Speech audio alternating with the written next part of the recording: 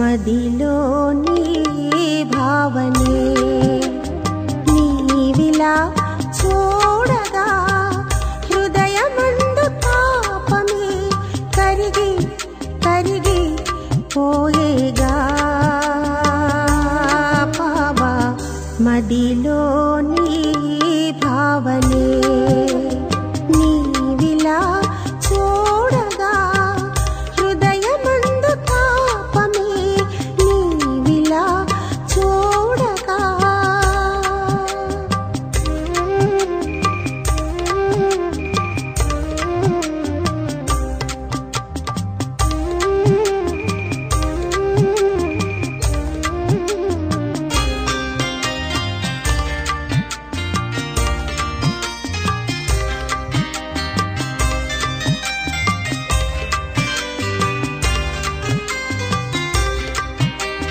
కన్నులలో కదిలేనులే స్నేహమనే వెన్నెలా ఆనందం విరిసేనులే నీ మదిలో పువ్వులా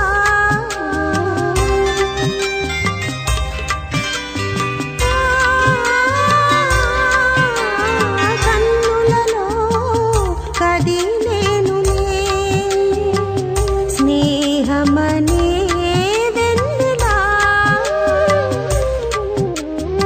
ఆనందం విరిసేనులే నీ దరిలో పువ్వులా బాధలే పండుగ ప్రభువే మనతో ఉండగా బాధలే పండుగ ప్రభువే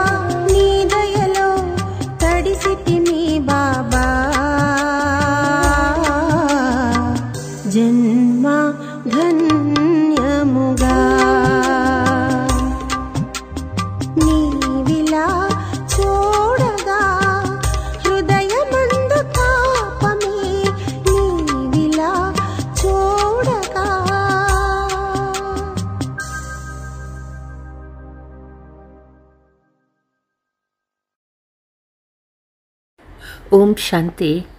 మురళీ డేట్ 12/5/2025. మధురమైన పిల్లలారా, ఉద్యోగము వ్యాపారము చేసుకుంటూ మీ ఈశ్వరీయ విద్యార్థి జీవితాన్ని, ఈశ్వరీయ చదువుని గుర్తించండి. స్వయం భగవంతుడే మమ్మల్ని చదివిస్తున్నారనే నష ఉండండి. ప్రశ్న: ఏ పిల్లలకైతే జ్ఞానామృతాన్ని జీర్ణం చేసుకోవటం వస్తుందో వాళ్ళ గుర్తులేమిటి? వారికి సదా ఆత్మీక నష ఎక్కి ఉంటుంది. ఆ నష ఆధారంగా అందరి కళ్యాణాన్ని చేస్తూ ఉంటారు. కళ్యాణం చేయడం తప్ప ఏ ఇతర విషయాలు మాట్లాడడం కూడా వారికి బాగుండదు. వారు ముళ్ళను పువ్వులుగా చేసే సేవలో బిజీగా ఉంటారు. ఓం శాంతి. ఇప్పుడు పిల్లలు మీరు ఇక్కడ కూర్చొని ఉన్నారు. ఇప్పుడు మనమంతా పాత్రధారులమని, 84 జన్మల చక్రాన్ని పూర్తి చేశామని మీకు తెలుసు. ఈ చక్రము పిల్లలు మీ స్మృతిలోకి రావాలి. ఇప్పుడు మనకు మళ్ళీ రాజ్య ప్రాప్తి చేయించేందుకు, లేక తమో ప్రధానం నుండి సతో ప్రధానంగా చేసేందుకు బాబా వచ్చారని మీకు తెలుసు. ఈ విషయాలు తండ్రి తప్ప ఇతరులెవరూ అర్థం చేయించలేరు. మీరు ఇక్కడ కూర్చొని ఉంటే స్కూల్లో కూర్చున్నట్లున్నారు. వెలుపల ఉంటే స్కూల్లో ఉన్నట్లు కాదు. ఇది అత్యంత ఉన్నతమైన ఆత్మీక పాఠశాల, మీకు తెలుసు. ఆత్మీక తండ్రి కూర్చొని చదివిస్తూ ఉన్నారు. పిల్లలకు ఆత్మీక చదువు గుర్తుకు రావాలి. ఇతను కూడా పుత్రుడే శివబాబాకి. ఇతనికి అందరికీ నేర్పించేవారు ఆ తండ్రి శివబాబా అయినారు. వారు సర్వ ఆత్మలకి తండ్రి. వాళ్ళొచ్చి శరీరాన్ని అప్పుగా తీసుకొని మీకు అర్థం చేయిస్తూ ఉన్నారు. ప్రతిరోజు అర్థం చేయిస్తారు. ఇక్కడ కూర్చున్నప్పుడు మనం 84 జన్మలు తీసుకున్నామని బుద్ధిలో గుర్తుండాలి. మనము ఈ విశ్వానికి అధికారులుగా ఉండేవాళ్ళము, దేవీ దేవతలుగా ఉండేవారము. తర్వాత మళ్ళీ పునర్జన్మలు తీసుకుంటూ కిందకి వచ్చి పడిపోయాము. భారతదేశం ఎంతో సంపన్నంగా ఉండేది.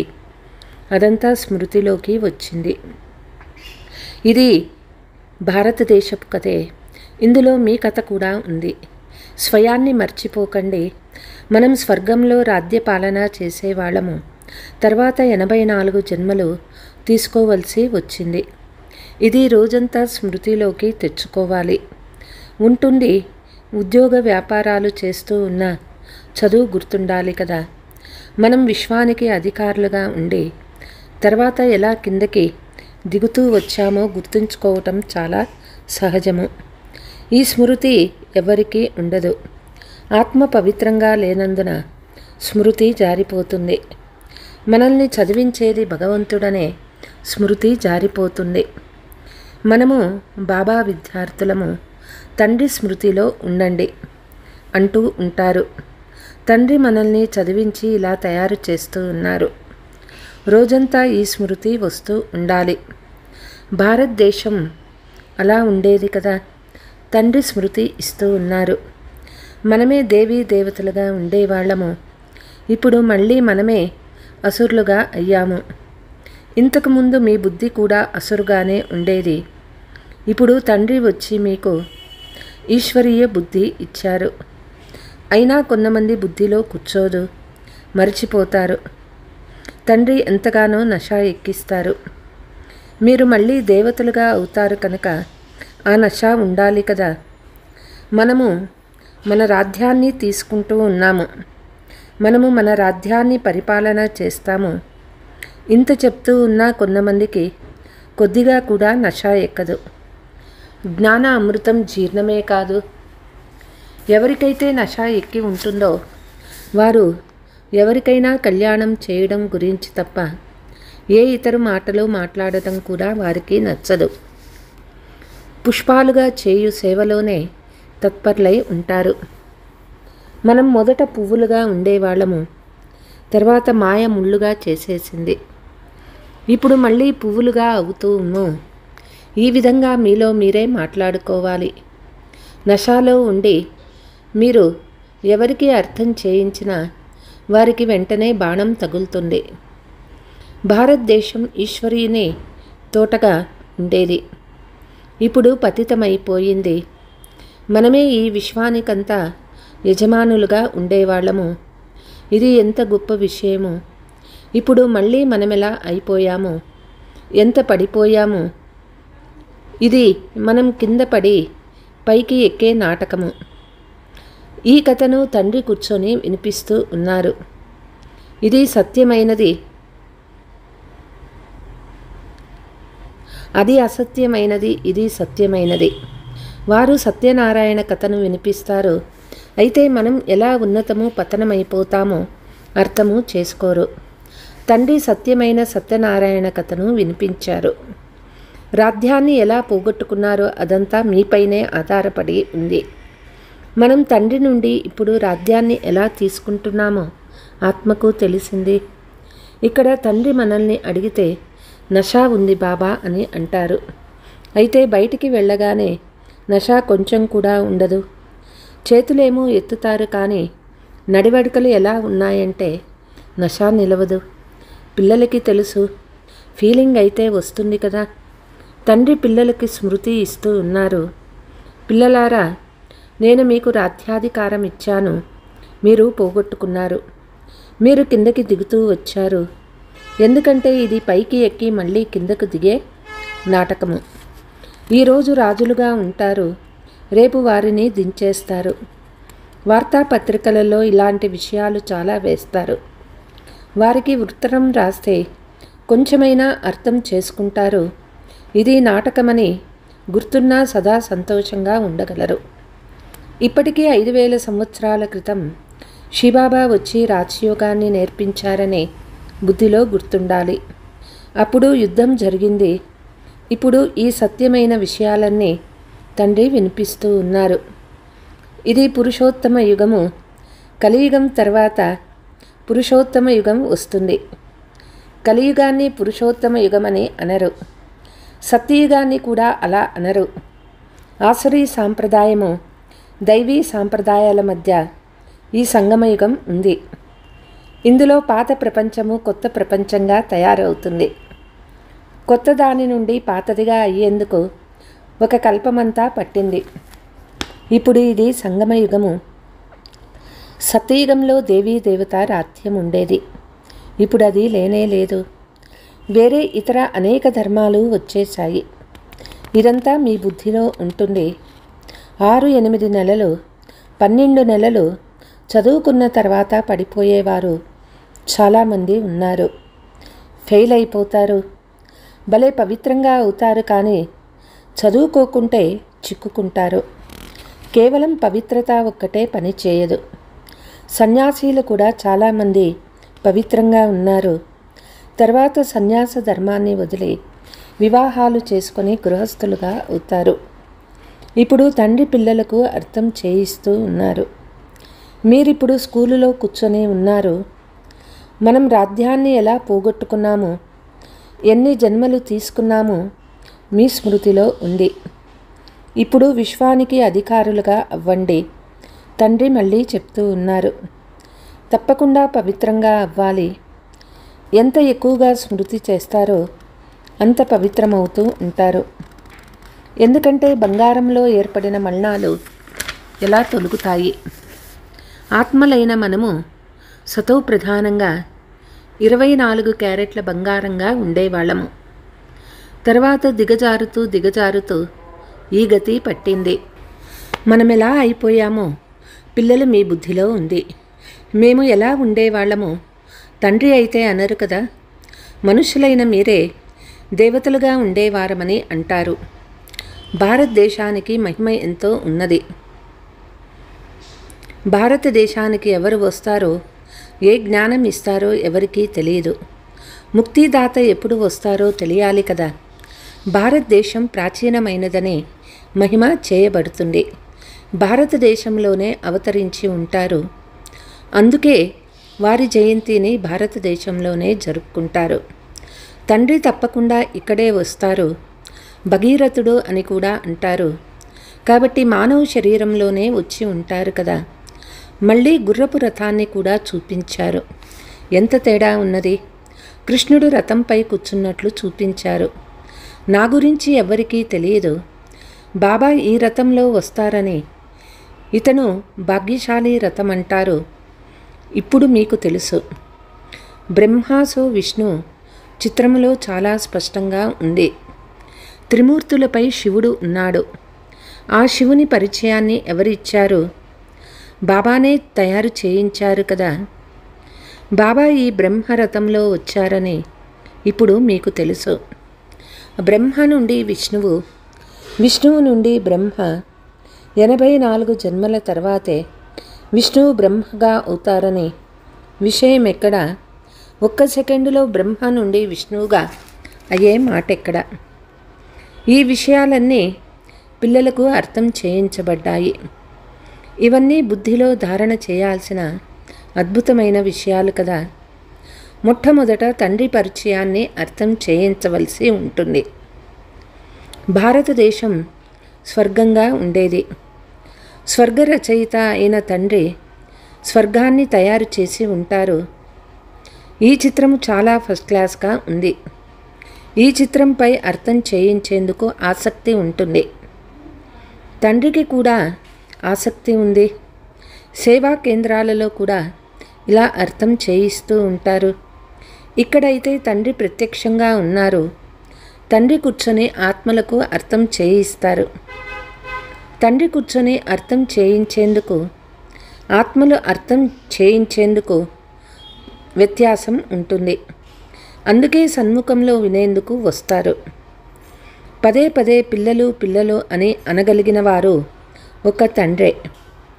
ఎంతగా తండ్రి ప్రభావం ఉంటుందో అంతగా సోదరుల ప్రభావం ఉండదు. ఇక్కడ మీరు తండ్రి సన్ముఖంలో కూర్చొని ఉన్నారు. ఆత్మ పరమాత్మల కలయికనే మేళ అని అంటారు. తండ్రి సన్ముఖంలో తెలిపిస్తున్నందున చాలా నష పెరుగుతుంది. అనంతమైన తండ్రి చెప్తూ ఉంటే వారి మాట వినమా అని భావిస్తారు. తండ్రి చెప్తూ ఉన్నారు, నేను మిమ్మల్ని స్వర్గంలోకి పంపించాను. తర్వాత మీరు 84 జన్మలు తీసుకుంటూ పతితమైపోయారు. మళ్ళీ మీరు పావనంగా అవ్వరా అని ఆత్మలకే చెప్తూ ఉన్నారు. కొంతమంది బాబా సత్యం చెప్తున్నారని భావించి, బాబా మేము పవిత్రంగా ఎందుకు అవ్వము అని అంటారు. తండ్రి చెప్తూ ఉన్నారు, నన్ను స్మృతి చేస్తే మీ పాపాలు సమాప్తమైపోతాయి. మీరు సత్యమైన బంగారంగా అవుతారు. నేను అందరికీ పతిత పావనుడైన తండ్రిని. కాబట్టి తండ్రి అర్థం చేయించేందుకు, పిల్లలు అర్థం చేయించేందుకు వ్యత్యాసం ఉంటుంది.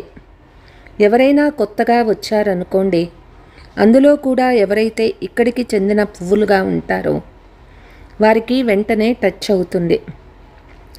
వీరు చెప్పేది రైటే అని తోస్తుంది. ఇక్కడి వారు కాకుంటే అర్థం చేసుకోరు. కనుక మీరు కూడా ఆత్మలమైన మనకు పావనంగా అవ్వండి అని తండ్రి చెప్తూ ఉన్నారు. అందరికీ తెలపండి. మనుషులు పావనంగా అయ్యేందుకు గంగా స్నానం చేస్తారు, గురువులను ఆశ్రయిస్తారు. కానీ పతిత పావనుడు ఒక్క తండ్రి మాత్రమే. తండ్రి ఆత్మలకి చెప్తూ ఉన్నారు, మీరు చాలా పతితమయ్యారు. అందుకే మీరు వచ్చి పావనంగా చేయమని ఆత్మ తండ్రిని స్మృతి చేస్తుంది. తండ్రి చెప్తూ ఉన్నారు, కల్పకల్పము వచ్చి అంతిమ జన్మంలో పవిత్రంగా అవ్వండి అని పిల్లలు మీకు చెప్తాను. రావణ రాజ్యం సమాప్తం అవ్వనున్నది. ముఖ్యమైనది పవిత్రంగా అవ్వడం. స్వర్గంలో విషం ఉండదు. ఎవరైనా వస్తే వారికి స్వయాన్ని ఆత్మగా భావించి తండ్రినైనా నన్ను స్మృతి చేస్తే పావనంగా అవుతారని, మురికి తొలగిపోతుందని తండ్రి చెప్తూ ఉన్నారు. మన్మనాభవ అనే పదం గుర్తుంది కదా. తండ్రి నిరాకారులు. ఆత్మలమైన మనం కూడా నిరాకారులమే. ఎలాగైతే మనం శరీరం ద్వారా వింటూ ఉన్నామో, తండ్రి కూడా శరీరంలోకి వచ్చి అర్థం చేయిస్తారు. లేకుంటే నన్నొక్కరినే స్మృతి చేయండని, దేహ సంబంధాలు వదలమని ఎలా చెప్తారు? వారు తప్పక ఇక్కడికి వస్తారు, బ్రహ్మలో ప్రవేశిస్తారు.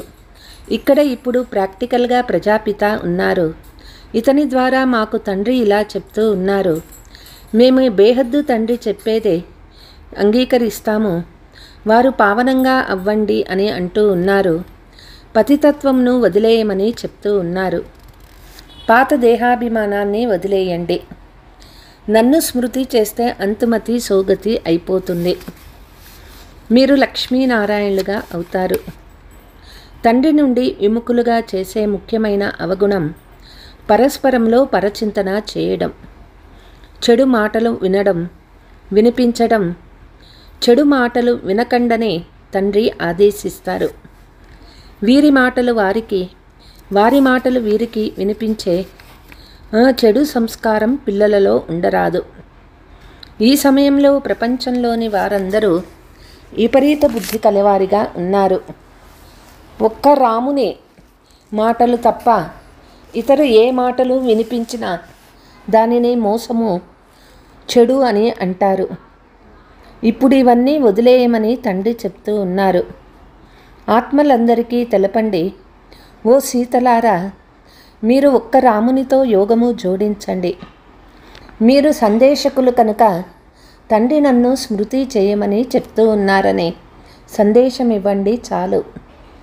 ఇది తప్ప మిగిలినవన్నీ పరచింతనే. పరచింతనను వదిలేయమని తండ్రి చెప్తూ ఉన్నారు. సీతలందరి యోగమును ఒక్క మా రామునితో జోడింపజేయండి. ఇదే మీ కర్తవ్యము. ఈ సందేశం నిస్తూ ఉంటే చాలు. తండ్రి వచ్చి ఉన్నారు, మీరు బంగారు యుగంలోకి వెళ్ళాలి. ఇప్పుడు ఇనుప యుగాన్ని వదిలేయాలి. మీకు వనవాసం లభించింది. అడవిలో కూర్చొని ఉన్నారు కదా. అడవిని వనమని కూడా అంటారు.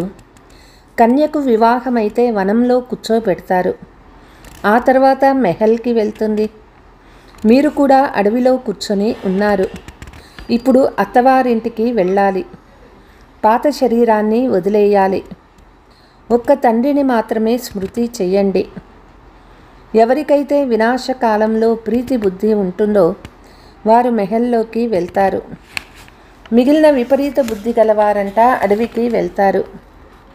అడవిలో నివసిస్తారు. తండ్రి పిల్లలు మీకు రకరకాలుగా అర్థం చేయిస్తారు. ఏ తండ్రి నుండి బేహద్దు చక్రవర్తి పదవిని తీసుకున్నారో ఆ తండ్రిని మర్చిపోతే మళ్ళీ వనవాసంలోకే వెళ్ళిపోతారు. వనవాసము మరియు పూతోట వాసము. తండ్రి పేరే తోట యజమాని. కానీ భారతదేశంలో రాజ్యం ఉండేదని ఎవరికైనా గుర్తొస్తే కదా. భారతదేశంలోనే మన రాజ్యం ఉండేది. ఇప్పుడు మన రాజ్యం లేదు. ఇప్పుడు ఇది వనవాసము. మళ్ళీ తోటలోకి వెళ్తాము. మీరు ఇక్కడ కూర్చొని ఉన్న బుద్ధిలో మేము బేహద్దు తండ్రి నుండి బేహద్దు రాజ్యం తీసుకుంటున్నామని ఉంది. తండ్రి చెప్తూ ఉన్నారు, ప్రీతి నాతో ఉంచండి. అయినా మళ్ళీ మర్చిపోతారు. మీరు తండ్రినైన నన్ను ఇలా ఎంత సమయం మర్చిపోతూ ఉంటారని తండ్రి ఫిర్యాదు చేస్తూ ఉన్నారు.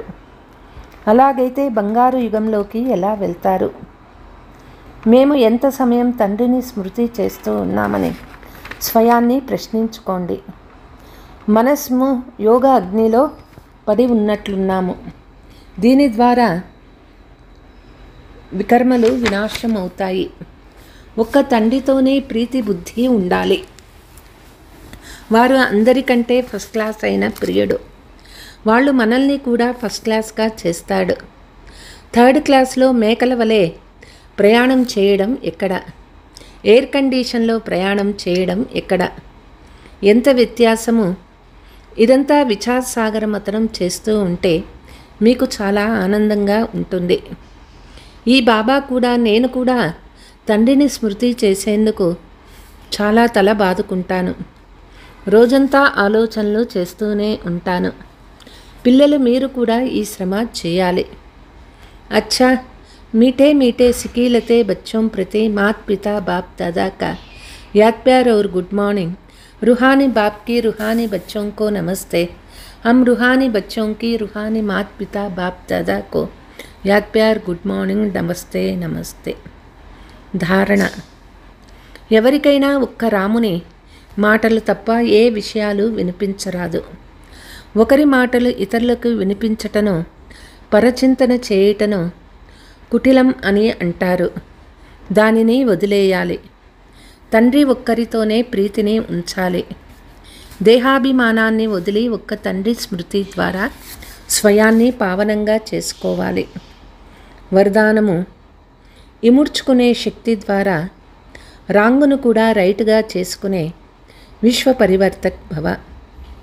ఇతరుల తప్పును చూసి మీరు స్వయం తప్పు చేయకండి. ఒకవేళ ఎవరైనా తప్పు చేస్తే మనం రైట్లో ఉండాలి, వారి సాంగత్య ప్రభావంలోకి రాకూడదు. ఎవరైతే ప్రభావంలోకి వస్తారో వారు సోమరులుగా అయిపోతారు. ప్రతి ఒక్కరూ కేవలం నేను రైటు మార్గంలో ఉంటాను అనే బాధ్యత తీసుకోండి. ఒకవేళ ఇతరులు తప్పు చేస్తే ఉంటే ఆ సమయంలో ఇముడ్చుకునే శక్తిని ఉపయోగించండి. ఎవరి తప్పునైనా గుర్తించేందుకు బదులు వారికి సహయోగమనే సూచన ఇవ్వండి. అనగా సహయోగంతో నింపితే విశ్వ పరివర్తన కార్యం సులభంగా జరిగిపోతుంది. స్లోగన్: నిరంతర యోగులుగా అవ్వాలి అంటే హద్దులోని నేను మరియు నాది బేహద్దులోకి పరివర్తన చేయండి. అచ్చా. ఓం శాంతి.